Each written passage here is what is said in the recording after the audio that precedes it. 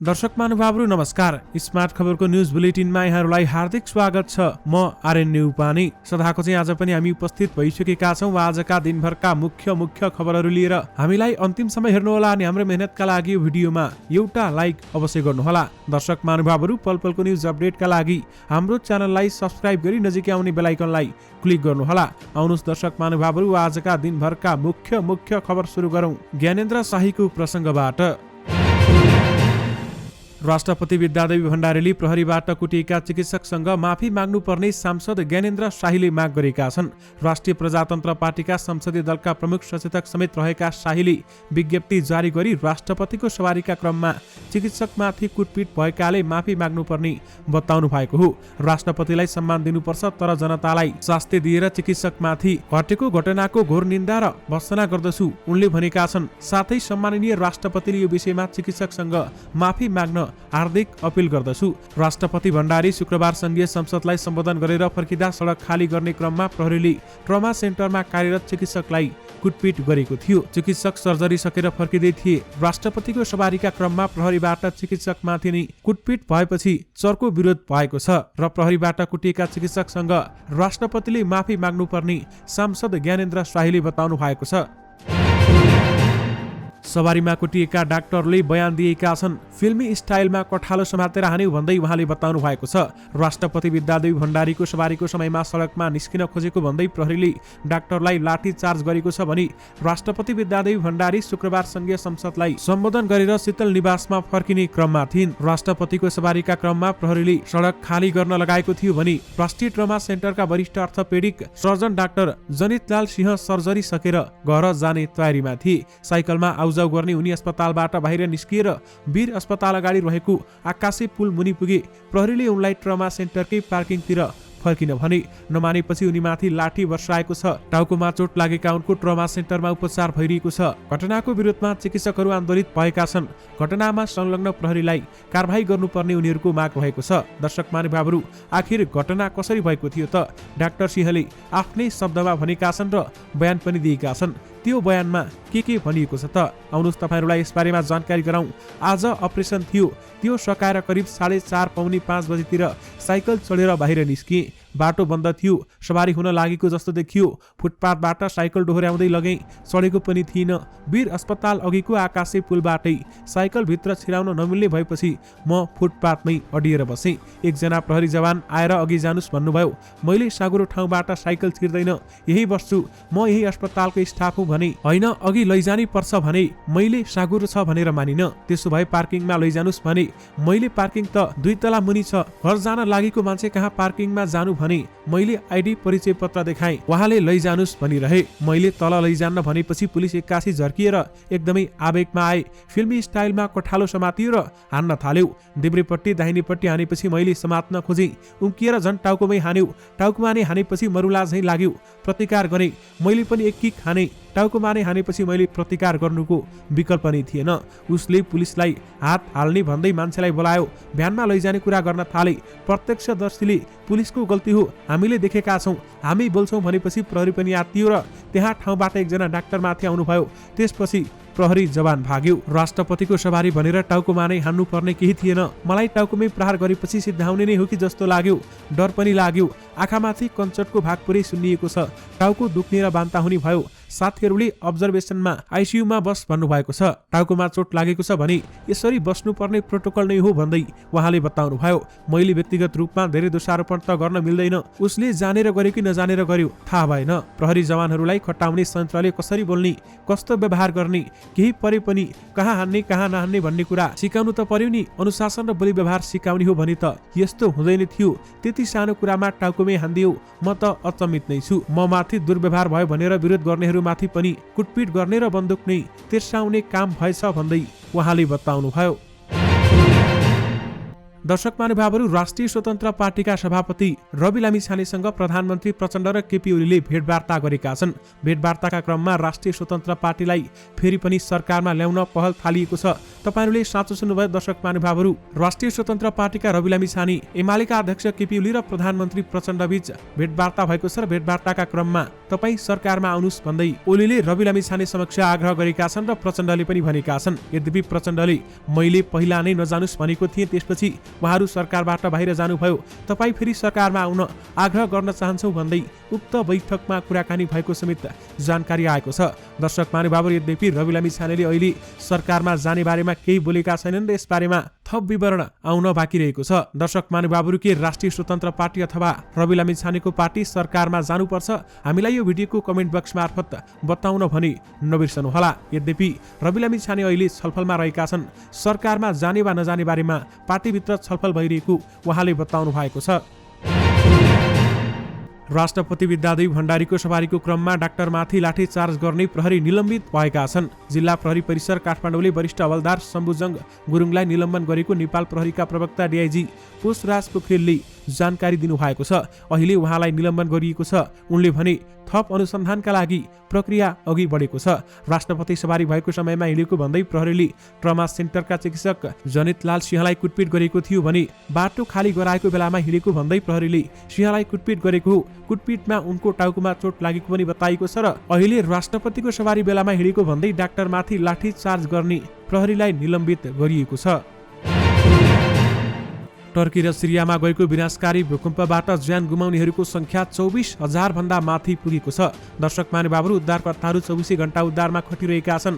टर्कीमा मृतकको संख्या 20,665 पुगेको छ भने सो मुलुकमा 93,000 भूकम्प पीडितहरूलाई देशको दक्षिणी क्षेत्रमा सारिएको सरकारले बताएको छ। उद्धारमा 1,66,000 मानिस परिचालन गरिएको जनाइएको छ। सिरियामा 3,500 भन्दा बढीको ज्यान गएको खबर आएको छ। दुवै देशमा गरी तत्काल 8,70,000 मानिसलाई खाद्यान्नको आवश्यकता रहेको बताइएको छ। सिरियामा मात्र 53 लाख मानिस घरबारविहीन हुन सक्ने राष्ट्रिय सङ्घले बताएको छ। दर्शक महानुभावहरू, अहिलेसम्ममा करिब टर्की र सिरिया भूकम्पमा 24,500 भन्दा बढी व्यक्तिको मृत्यु भइसकेको छ र यसबारेमा थप विवरण पनि आउन बाँकी रहेको छ। यसबारेमा थप विवरण आएमा तपाईँहरूमा पक्कै पनि लिएर आउने नै छौँ। हाम्रो च्यानलसँग जोडिरहनुहोला।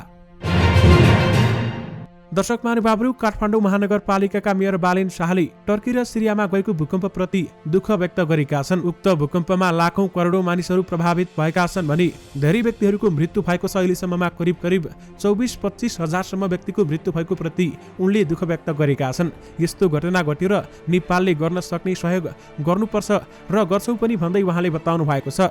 दर्शक महानुभावहरू, नेपालले केही सामग्रीहरू पनि उद्धारका लागि टर्कीमा पठाएको छ र त्यसको सराहना गर्दै बालेन शाहले बताउनु भएको छ। नेपाल सरकारले राम्रो काम गर्यो। हामीलाई पर्दा टर्कीले सहयोग गरेको थियो, अब सहयोग गर्ने हाम्रो पालो हो। हामीले सहयोग गर्नुपर्छ र हामीले सहयोग गर्नेछौँ भन्दै उहाँले बताउनु भयो। भूकम्पमा जति व्यक्तिहरूको मृत्यु भयो उहाँहरूप्रति भावपूर्ण श्रद्धाञ्जली भन्दै बालेन शाहले बताउनु भएको छ। दर्शक महानुभावहरू, पछिल्लो समय बालेन शाहले आफ्ना कामहरू गरिरहँदा वाद विवादमा पर्न थालेका छन् र वाद विवाद भइरहँदा पनि उनले आफ्नो कामलाई भने निरन्तर अगाडि बढाइरहेका छन्।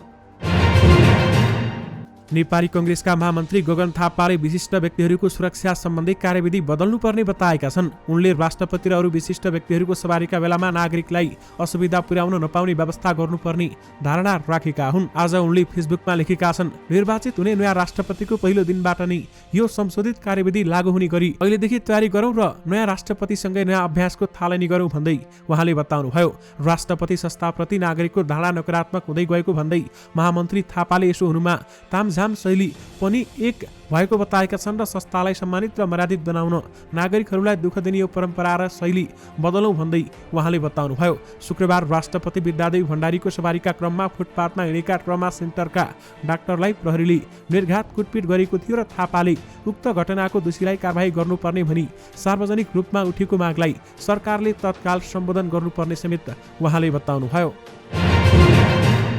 प्रधानमन्त्री पुष्पकमल दाहाल प्रचण्डले भ्रष्टाचार विरुद्ध सरकार हदैसम्म निर्मम हुने बताएका छन्। अख्तियार दुरुपयोग अनुसन्धान आयोगले 32औं स्थापना दिवसमा आयोजित कार्यक्रममा प्रधानमन्त्री प्रचण्डले मुलुकको विश्वास, नागरिकको हित, अभिवृद्धि र सुशासन कायम गर्न भ्रष्टाचार नियन्त्रण अपरिहार्य भएको बताउनु भएको छ। अख्तियार स्वतन्त्र, निष्पक्ष र निर्भीक तवरले भ्रष्टाचार र अनियमितता विरुद्ध अनुसन्धान गरी दोषीलाई कारबाहीको दायरामा ल्याउन दृढताका साथ अगाडि बढ्नेमा आफू विश्वस्त रहेको समेत बताउनु भएको छ। सेवा प्रवाह गर्ने सार्वजनिक निकायहरूमा ढिलासुस्ती, हैरानी तथा अनुचित लेनदेनलाई न्यूनीकरण गर्न कार्ययोजना बनाई काम थालेको उनले बताएका छन् भने उनले अघि भने कुनै पनि कालखण्डमा भएका भ्रष्टाचार र जो कोही भ्रष्टाचारीमाथि कानुनी कारबाही अगाडि बढाउने प्रतिबद्धता सरकारले गरेको छ। यसका लागि सबल, सक्षम र गतिशील अख्तियार चाहिने भन्दै उनले कानुनी सुधार, स्रोतको व्यवस्थापन, जनशक्ति परिचालन तथा संरचनागत सुधारमा सरकारको निरन्तर सहयोग रहने उहाँले बताउनु भएको छ। यानि कि भ्रष्टाचार विरुद्ध सरकार हदैसम्म निर्मम हुन्छ भन्दै प्रधानमन्त्री प्रचण्डले बताउनुभयो। प्रेम दिवस अर्थात् भ्यालेन्टाइन डे प्रेम जोडीहरूका लागि महत्त्वपूर्ण दिन हो। जोडी खोज्दै गरेका तथा प्रेम प्रस्ताव राख्ने मनाशय बनाएहरूका लागि पनि प्रणय दिवस उत्तिकै महत्त्वपूर्ण मानिन्छ। विशेष गरी यो दिवस 14 फेब्रुअरीका दिन विशेष रूपमा मनाइने गरिन्छ। भ्यालेन्टाइन डे आफैमा एक रोमान्टिक र प्रेममय दिवस हो। प्रेम गर्नका लागि कुनै पनि सीमितता हुँदैन। समग्रमा भन्दा प्रणय दिवस एउटा बाँच्ने आधारशील नै हो। जीवनमा आफूलाई प्रेम गर्नेहरू र आफूले प्रेम गरिनेहरू भएन भने जिउनुमा कुनै सार्थकता हुँदैन थियो होला। प्रेम दुई विपरीत लिङ्गीबीच मात्र होइन, प्रेम त परिवारसँग पनि हुन्छ, साथीहरूसँग हुन्छ, आफ्ना प्रियजनसँग पनि हुन्छ। त्यसैले त प्रेमले मानिसहरूलाई एक किसिमको बाँच्ने ऊर्जा दिन्छ। प्रणय दिवसका रूपमा रहेको यस दिन युवाले मनपर्ने प्रेमिका वा प्रेमीलाई वर्षौं आँट गर्न नसकेका प्रेम प्रस्ताव राख्ने गर्छन्। सोही कारण पनि यस दिन युवा युवतीको विशेष आकर्षण हुने गर्दछ। दर्शक महानुभावहरू, यति बेलामा काठमाडौँ उपत्यकामा भ्यालेन्टाइन डेको विशेष माहौल छ। काठमाडौँ उपत्यकामा भ्यालेन्टाइन डे स्पेशल रूपमा मनाइँदैछ। काठमाडौँ मात्रै होइन, भ्यालेन्टाइन डे देशभर नै प्रेमिल रूपमा मनाइँदैछ। 7 फेब्रुअरीबाट सुरु भएको भ्यालेन्टाइन डे आज प्रमिस डे हो भने आज प्रेमीहरू एकअर्का बीच बाचा बन्धनहरू खाने गर्छन्। भ्यालेन्टाइन डे इटालीको रोमबाट सुरु भएको थियो। तेस्रो शताब्दीको अन्त्यतिर प्रारम्भ भएको भ्यालेन्टाइन डेको इतिहास सम्झदा रोमका एक सम्राटले नारीसँगको सम्बन्धका कारण सुरक्षाकर्मीहरू मार्फत गोप्य कुराहरू बाहिर जाने डरले प्रेम विवाहमा रोक लगाउने आदेश जारी गरेका थिए। सम्राटको आदेशलाई एकजना भ्यालेन्टाइन नामका व्यक्तिले उल्लङ्घन गरेका थिए। एकजना सर्वसाधारणले आफ्नो आदेशको उल्लङ्घन गरेको कुरा सम्राटलाई सह्य भएन र उक्त व्यक्तिले भ्यालेन्टाइनलाई मृत्युदण्ड दिएका थिए। उनलाई मृत्युदण्ड दिएको दिन 14 फेब्रुअरीमा संसारमा भ्यालेन्टाइन डे मनाउने प्रचलनको आरम्भ भएको हो। नेपाल सहित अहिले विश्वभर नै भ्यालेन्टाइन विक सुरु भएको छ भने प्रेमिल जोडीहरूले काठमाडौँ धपक्क बलेको छ। दर्शक महानुभावहरू, त्यहाँका तस्बिरहरू तपाईहरूले स्क्रिनमा देखिरहनु भएको छ।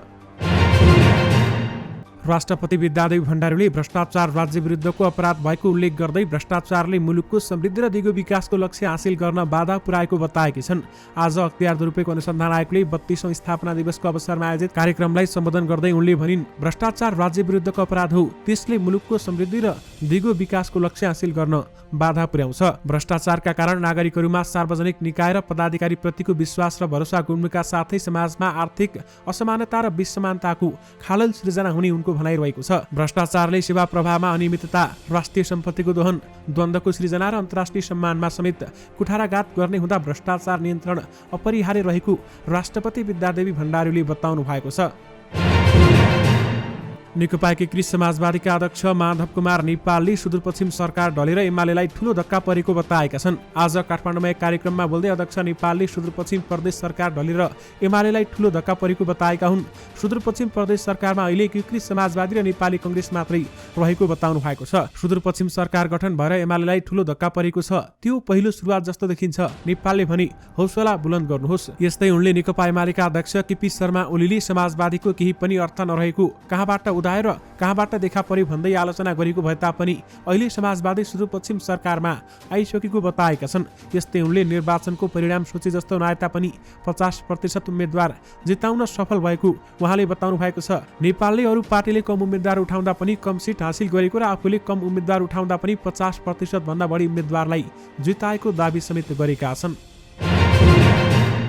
सुदूरपश्चिमका नवनियुक्त मुख्यमन्त्री कमल शाहले विश्वासको मतका लागि नागरिक उन्मुक्ति पार्टीको साथ खोजेका छन्। त्यसका लागि माहौल बनाउन मुख्यमन्त्री भएपछि शाह शनिबार उन्मुक्तिका संरक्षक समेत रहेका रेशम चौधरीको घरमा पुगेका छन्। नेपाली कंग्रेस रेशम चौधरीको रिहाइको मागमा सकारात्मक रहेको देखाउँदै उन्मुक्तिलाई आफूतिर तान्ने रणनीतिमा छ। 8 जना मानिसको ज्यान जाने गरी भएको टिकापुर घटनामा दोषी ठहर भएर दिल्ली बजार कारागारमा जेल जीवन बिताइरहेका रेशम चौधरीलाई रिहा गर्न आफूले पहल गर्ने मुख्यमन्त्री शाहले प्रतिबद्धता जनाएका छन्। कैलालीको जानकी गाउँपालिका 6 स्थित जगतपुर स्थित चौधरीको घरमा उनकी आमा सुल्फी देवी चौधरीलाई मुख्यमन्त्री शाहले भेटेका छन्।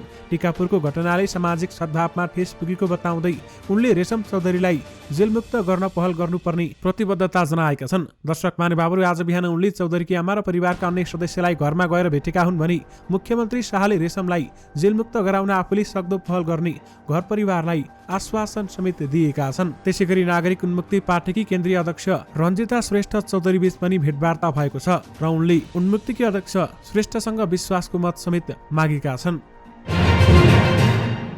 राष्ट्रिय जनमोर्चा डोटीले संहिता खारेजीको माग गर्दै प्रधानमन्त्रीलाई ज्ञापन पत्र बुझाएको छ। आज डोटीका प्रमुख जिल्लाधिकारी मार्फत बुझाएको ज्ञापन पत्रमा कुनै पनि दृष्टिले संहिता नेपालका लागि उपयुक्त नभएको भन्दै खारेज हुनुपर्ने उल्लेख गरेको छ। संहिताका कारण गणतन्त्र र राष्ट्रियता दुईवटै खतरामा परेको छ। ज्ञापन पत्रमा भनिएको छ, गणतन्त्र र राष्ट्रियताको रक्षाका लागि संहिता खारेज गर्नु आवश्यक छ। संहिता धान्न नेपालमा स्रोत साधन नभएको र मुलुक दिन प्रतिदिन विदेशीको ऋणमा पर्ने खतरामा भएको ज्ञापन पत्रमा उल्लेख गरिएको छ। मुलुकमा आर्थिक भार थप्ने गरी प्रदेशको शासकीय रूपमा राख्नको औचित्य नभएको भन्दै प्रादेशिक तह खारेज गरी प्रदेशलाई जाने सम्पूर्ण बजेट गाउँको विकासमा लगाउनु पर्ने आवश्यकता रहेको ज्ञापन पत्रमा उल्लेख गरिएको छ। 8 बुँदे ज्ञापन पत्रमा गणतन्त्रलाई कमजोर पारेर वा आफ्नो राजनैतिक स्वार्थ पूरा गर्न देशलाई प्रतिगमनतर्फ लगिएकाले सरकार गम्भीर हुनुपर्ने, देशको राष्ट्रियता तथा कालापानी सहितको भूभागलाई संसदभित्र तथा बाहिर अन्तरीकरण गर्नुपर्ने, अतिक्रमण भूभागलाई फिर्ता लिन सरकारले अविलम्ब प्रयत्न गर्नुपर्ने माग समेत गरिएको छ। विशेष गरी संहिता खारेजीको माग गर्दै प्रधानमन्त्रीलाई ज्ञापन पत्र बुझाइएको छ। माधव नेपालले राष्ट्रपति चुनावमा ककसले सेन्टिफ्ल्याट खाने हो भन्ने कुरा थाहा नभएको बताएका छन्। आजकै कार्यक्रममा बोल्दै एकीकृत समाजवादीका अध्यक्ष माधव कुमार नेपालले राष्ट्रपति चुनावमा ककसले सेन्टिफ्ल्याट खाने हो भन्ने कुरा थाहा नभएको र अहिले संकेत मात्र गर्ने बताएका छन्। अहिले हरेक व्यक्तिहरू म राष्ट्रपति हुने भए भनेर दङ्ग परिरहेको समेत उनले बताएका छन्। हरेक व्यक्तिहरू म राष्ट्रपति हुने भए भनेर दङ्ग परेका छन्। उनले भने दङ्ग पारिएको छ, सबैलाई राष्ट्रपति पद दिएको छ, भइहाले भनिराखेको छ। नेपालको राजनीति सत्ताको खेल मानि गइरहेको संकेत गरेका छन्। दर्शक महानुभावहरू, यस्तै नेपालले एकीकृत समाजवादी पार्टी पनि राष्ट्रिय राजनीतिमा रहेको र उनीहरूले पनि देशको राजनीतिप्रति प्रभावित गर्ने कुरामा आफ्नो भूमिका रहेको समेत बताएका छन्। प्रधानमन्त्री तथा नेपाल कम्युनिस्ट पार्टी माओवादी केन्द्रका अध्यक्ष पुष्पकमल दाहाल प्रचण्डले माओवादी पार्टी क्रमशः एकता र एक रूपान्तरणको प्रक्रियामा गएको भन्दै पार्टीको भविष्य उज्जवल भएको बताउनु भएको छ। आज एक कार्यक्रममा बोल्दै उहाँले उक्त कुरा बताउनु भएको हो। प्रधानमन्त्री प्रचण्डले भने, निर्वाचनपछि हामीले सरकारको नेतृत्व गर्ने अवसर पाएका छौँ। यो हाम्रा लागि चुनौतीपूर्ण अवसर हो। यसको भरपूर सदुपयोग गरेर देश र जनताका निम्ति राम्रो परिणाम दिनै पर्दछ। एक्लो प्रधानमन्त्रीले मात्रै गरेर सबै चिज हुँदैन। केन्द्र, प्रदेश र स्थानीय तहका सरकार सबैले राम्रो गर्दा देशमा राम्रो परिणाम आउँछ। पार्टीका सबै नेता तथा कार्यकर्ताले जनताको हित अनुसार काम गरेर देशलाई परिणाम दिनुपर्छ भन्दै उहाँले बताउनुभयो। सामाजिक न्याय, सुशासन र समृद्धि सरकारको प्राथमिकता हो भन्दै प्रधानमन्त्री प्रचण्डले बताउनु भएको छ। पूर्व प्रधानमन्त्री झलनाथ खनालले देशमा शोषक वर्ग र भ्रष्टाचारीहरूको कमी नभएको बताएका छन्। आज एक कार्यक्रमलाई सम्बोधन गर्दै उनले यस्तो बताएका हुन्। पूर्व प्रधानमन्त्री खनालले नेपालमा दलाल, पुँजीपति, शोषकहरू, कमिसनखोरहरू, भ्रष्टाचारी, मुनाफाखोरी र विदेशीका दलालहरू रहेको समेत बताएका छन्। उनले यस्ता व्यक्तिहरू नेपालीहरूका शत्रु रहेको उल्लेख गर्दै यिनीहरूले गरेको क्रियाकलापले राष्ट्रलाई विनाश गर्ने बताएका छन्। उनले जनतालाई भुलाउन र राष्ट्रलाई लुट्ने काम भइरहेको भन्दै उनीहरूको लुटपाटको विरोध र भण्डाफोर गर्ने काममा लाग्नुपर्ने बताए। पूर्व प्रधानमन्त्री खनालले सामाजिक सांस्कृतिक आन्दोलनलाई अघि बढाएर मात्रै समाजमा भएका विकृति र विसङ्गतिलाई हटाउन सकिने समेत उहाँले बताउनु भएको छ। अख्तियार दुरुपयोग अनुसन्धान आयोगका प्रमुख आयुक्त प्रेम कुमार राईले आयोगको अनुसन्धानका कारण विकास निर्माणको काममा अवरोध नभएको बताएका छन्।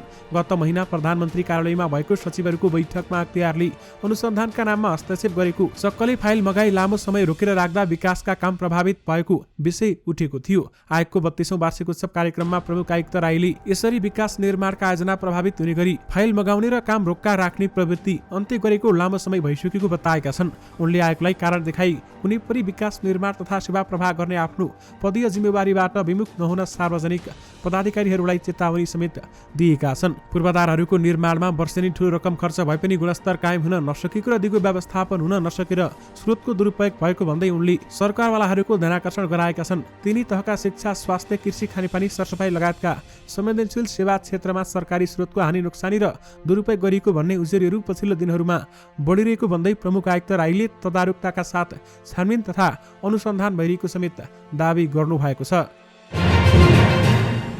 लुम्बिनी सरकारको बिना विभागीय मन्त्री कृष्णा केसीले राजीनामा दिएकी छन्। माओवादी केन्द्रका नेता समेत रहेकी मन्त्री केसीले शनिबार बिहान बुटवलमा मुख्यमन्त्री लीलागिरी समक्ष राजीनामा पत्र बुझाएकी मुख्यमन्त्री निकट स्रोतले बताएको छ। माओवादी स्रोतले पनि उनले राजीनामा दिएको पुष्टि गरेको छ। माओवादी स्रोतका अनुसार उनलाई राजीनामा गर्न लगाइएको हो। 25 माघमा भएको राष्ट्रिय सभा उपनिर्वाचनमा सत्ता गठबन्धनका उम्मेद्वार बनेका एमालेका कुमार दसोरीलाई मतदान नगरी कङ्ग्रेसलाई सघाएको उजुरी परेपछि उनीमाथि माओवादीले छानबिन गरेको थियो। केसी निकट स्रोतका अनुसार मन्त्रालयको भागवण्डाको विषयलाई लिएर मन्त्री केसीले राजीनामा दिएकी हुन्। मन्त्री बनेकी केसीले भौतिक पूर्वाधार मन्त्रालयमा दावी गरेकी थिइन्, तर उनलाई आन्तरिक मामिला कानुन मन्त्री बनाउने तयारी भएपछि राजीनामा बुझाएको उनी निकट स्रोतको दावी रहेको छ।